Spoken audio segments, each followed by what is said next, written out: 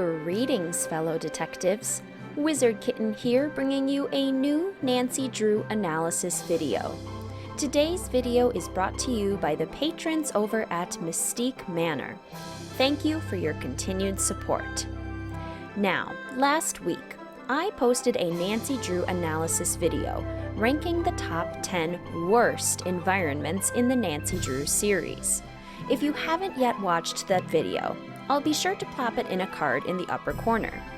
In that video, I discussed how the majority of the Nancy Drew environments are absolutely stunning and wonderfully functional. Honestly, ranking the worst ones was pretty tough, but ranking the best ones, well, that's going to be even harder. When I was narrowing down this top 10 list, I realized that there are a lot of Nancy Drew environments that I consider to be perfection and/or near perfection. This is likely because the environments themselves needed to be a priority when the development teams were considering how to craft an excellent mystery. Having a beautifully designed setting is integral to conveying a game's vibe, atmosphere, and location. Furthermore, stuffing those environments chock full of interactive clues makes for a fascinating mystery that keeps detectives engaged and enhances replay value. Basically, the game environments are really important. And since they are so important, what must developers do to make them successful? We are using the same parameters that I used in my previous ranking video, which I shall summarize here. First and most important, how interactive is the environment? Can Nancy use multiple senses within each location of the game to find clues, explore, and learn about the case? Essentially, the more things that Nancy can find, look at, and examine, the better, because then it feels like the environment is beckoning us in. Locations that have few items or items in places that should be interactive but are not would receive a low score in this area. Second, are the environments designed in a way that visually expresses the location that Nancy is visiting? Or do they feel generic, almost as though they could be plopped down anywhere and the mystery itself would not change? The environments should help clearly set the scene for the mystery, and those that do not would receive a lower score in this area. Third and final is the uniqueness or wow factor of an environment. Those environments that pay particular attention to detail, are fully explorable, have exciting reveals over time, or that have some sort of other grand and exciting element to them are most successful. But environments that are bland or feel pretty standard are not, and would therefore receive a lower score in this category. Since we are ranking the top 10 best environments, games with higher scores across the three categories will end up on this list. Ties will be broken in order of priority: interactive, location-specific, and wow factor. Any true ties after that will be broken by my personal preference. Before we begin, here is your obligatory spoiler warning. Environments will be shown for the following 10 games, and mild plot spoilers will be discussed. You have been warned. And without further ado, let's get started. Number 10, White Wolf of Icicle Creek. As we start, I'm going to warn you all that the scores for these games are honestly not going to be that different. As in, pretty much all of the scores ended up being the same, and I needed to break a lot of ties. They're all just too good, okay? Alright, caveat aside, I've awarded this game 3 stars for interaction and 3 for location. Icicle Creek Lodge is not only gorgeous and cozy, but the lodge itself is also full of interactive items that help Nancy solve Trapper Dan's strange mystery. Outside the walls of the lodge, Nancy is treated to an expansive snowy environment that feels real and fully developed.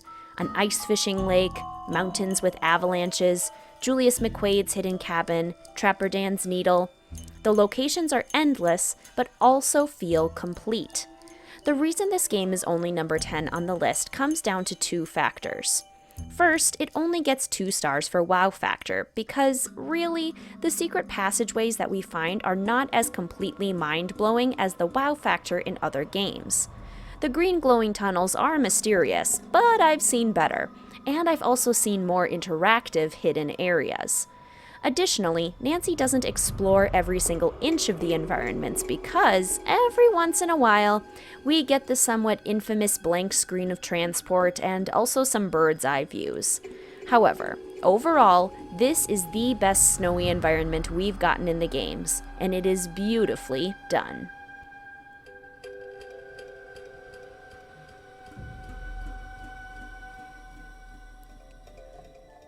Number 9, Ghost of Thornton Hall. This game receives the same score, with a 3 for interaction, a 3 for location, and a 2 for wow factor. The haunted house environments are at their peak in this gothic dream of a mystery. Spooky lighting, cobwebs, damaged walls, charred ruins, a creepy crypt, a haunting cemetery, and eerie plants and trees swaying in the wind. The environment is complete and fully conveys the idea of a terrifying Georgian manor. Nancy also gets to see and interact with basically every room, and finds a fair amount of clues and items on the surrounding grounds. The 2 for wow factor comes from the fact that the wow moments come primarily from the hauntings, and not from the environments themselves. Any secret passageways and new areas that we find are not terribly unexpected, given the fact that we are in a spooky haunted mansion, and yes, spooky haunted rooms are quite likely to happen. This game also only gets the number 9 spot because of the fact that it's not a 3+ in terms of interaction. It does enough to get a 3, but realistically, it feels like there should be more dusty clues and piles of rubble for Nancy to scrounge through. Still, an absolutely stunning haunted manor, entirely deserving of being on our top 10 list.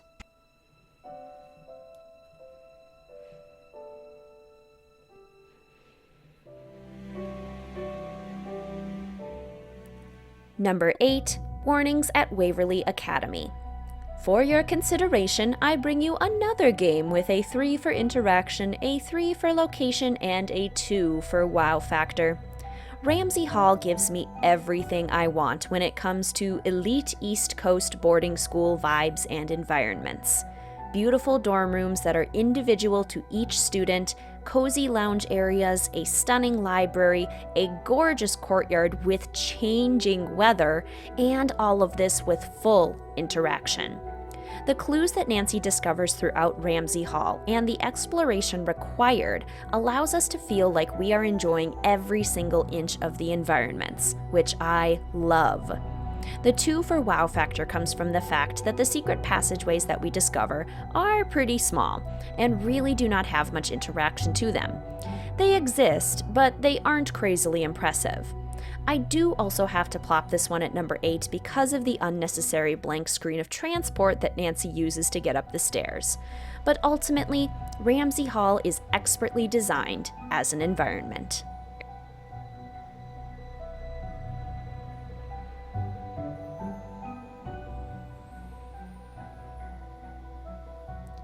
Number 7, Danger on Deception Island. And here we have our last game, with a 3 for interaction, a 3 for location, and a 2 for wow factor. Again, I'd like to reiterate that almost all of the Nancy Drew environments are really good, and so it's incredibly difficult to delineate them. Anywho, Danger on Deception Island absolutely excels at setting the vibe and location of Washington State. The omnipresent fog, the deceptively spooky harbor, the cozy cafe, the crumbling lighthouse, the hidden sandy beaches, the complete whale museum.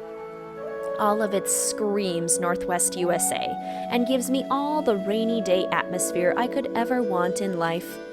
Each location is also incredibly interactive, despite efforts being spread among 4+ separate locales. They all feel complete and cohesive, with an impressive number of clues to scout out. We get a 2 for wow factor, because the hidden caves that we find are pretty darn cool, and the underground tunnel system is delightfully spooky, but they aren't the most jaw-dropping kind of secret reveals that we've gotten in the series. The reveal of the ship in the harbor towards the end perhaps gives this a 2+, earning it a higher spot on this list, but not quite enough to get that elusive perfect score.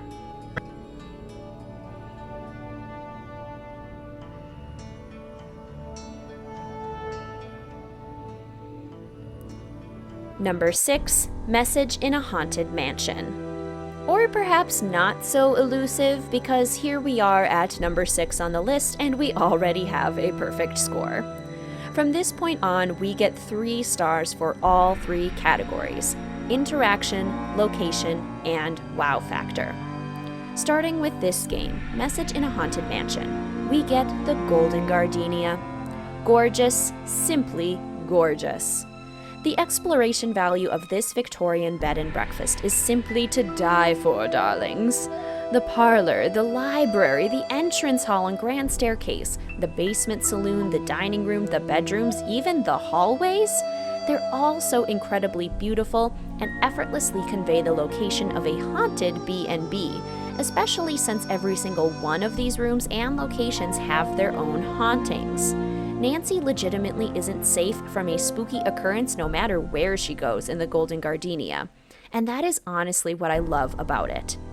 We also get that 3 for wow factor because of the discovery of a secret passageway in the library, a hidden tunnel leading to a secret hideout in the saloon, and a hidden and spooky attic chock full of clues. What I love even more about the attic is that it was entirely tiled over before Nancy exposes it, meaning that it was probably hidden on purpose. Scandalous, utterly intriguing, absolutely brilliant.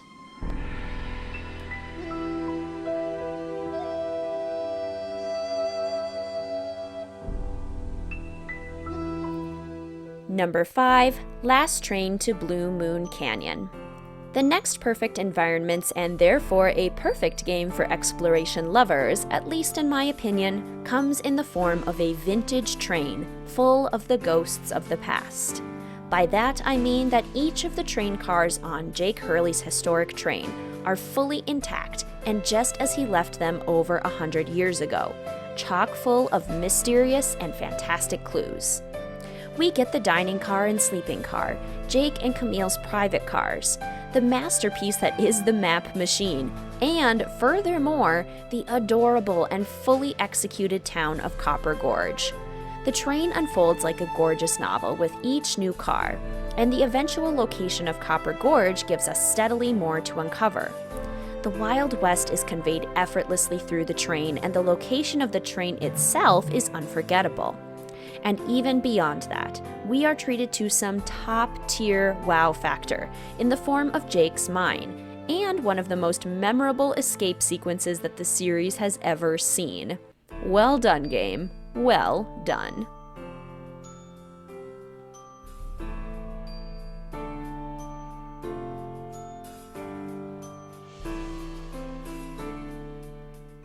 Number 4, Secret of Shadow Ranch. In search of more perfection? Then I offer you a flawlessly executed ranch in the deserts of Arizona, complete with stunning ranch house and outdoor ranch accoutrements, sandstone cliffs to climb, a cozy shop stuffed with knickknacks and antiques, a trail stop surrounded by cacti, and the most perfect mystery ghost town that you ever did see. The Dry Creek Ghost Town is part of the reason that this game earns its 3 for wow factor, but the Anasazi Cliff Dwellings are the second reason.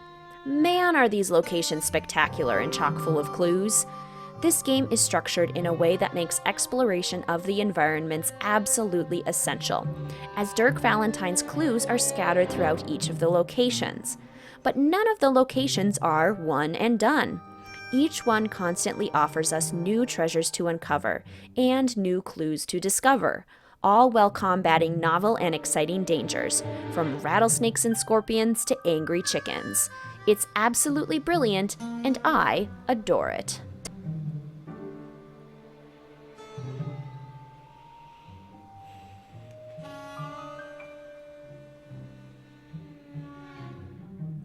Number 3, Curse of Blackmore Manor. For more perfection, I bring you a centuries-old English manor tucked away on the misty moors, within the walls of which the Penvillin family has hidden away clues and puzzles galore to protect their secrets. The wow factor of the secret passageways would have been enough on their own, but we are furthermore treated to the reveal of the Alchemy Lab, which is honestly what gets this game so high up on the list for environments and exploration.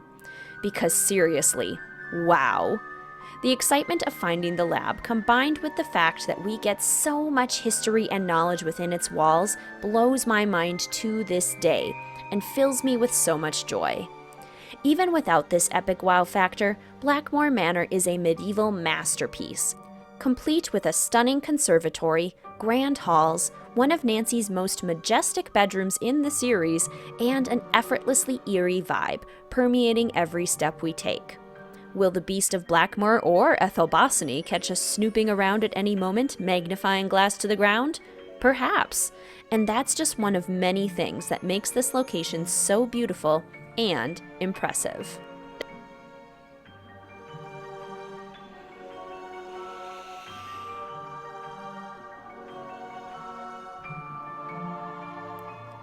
Number 2, the final scene. In more, these environments are perfection and I'm obsessed news, I offer the Royal Palladium. This illustrious theater, crumbling into ruin, is so full of clues and exploration value that it makes me swoon to even think about it. The main theater, the lobby, the individual dressing rooms, the ticket and projector booths, the balconies. All of these locations feel incredibly realistic, are bursting with echoes from the past and dilapidation, and include important hidden clues that Nancy must connect to the present-day mystery of her kidnapped friend. Every single element of the Royal Palladium adds to the environmental power of an old theater. But what really sets this gem apart is the reveal of the Magician's Room and how interconnected all the environments are when attempting to find it. The entire environment changes and has a totally different look, adding to an already suspenseful, mystifying case in the coolest way possible. Simply stupendous.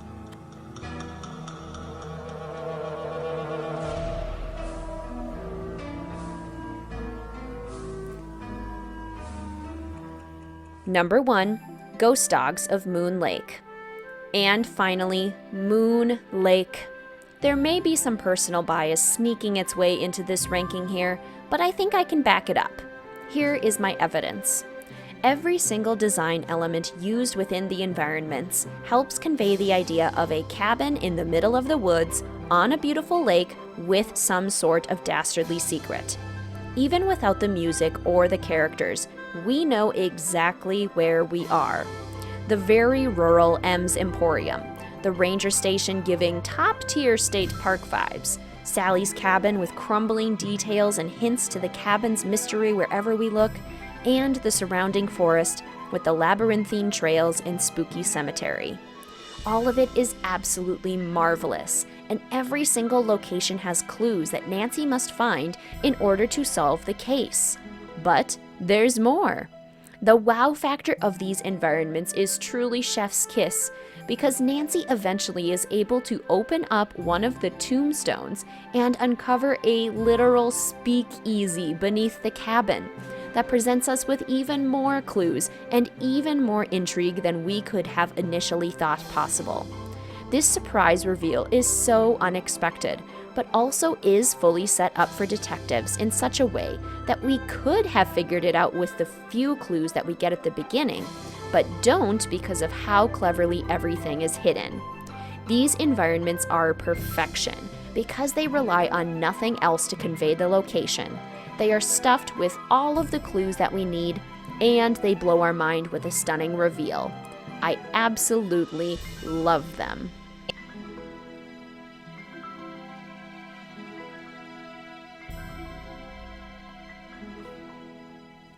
So, there you have it, fellow detectives. The top 10 best environments in the Nancy Drew series, in my personal opinion. But what do you think? Do you agree with me? What do you think makes for a successful environment, and which ones are your personal favorites? Let a Wizard Kitten know in the comments section down below. And fear not. 3 games, Treasure in the Royal Tower at number 11, Shadow at the Water's Edge at number 12, and Secret of the Scarlet Hand at number 13, very nearly made this list, and all had scores of 8 out of 9 as well. It was painful to leave them off, but know that I adore them as well, though I have my reasons for excluding them from the top 10. Honestly, the fact that there were so many contenders just serves as a pleasant reminder that the Nancy Drew games bring us some of the best in terms of environmental design. The artistry of the designs is always fantastic, but the execution and functionality is what makes my top 10 stand out from the crowd for me. An environment that not only looks good, but also adds to the story by becoming part of the story itself is really what makes some of these games some of the best in the series. As usual, I love these games so much, and that is due in no small part to the masterful environments. I hope you enjoyed today's analysis video.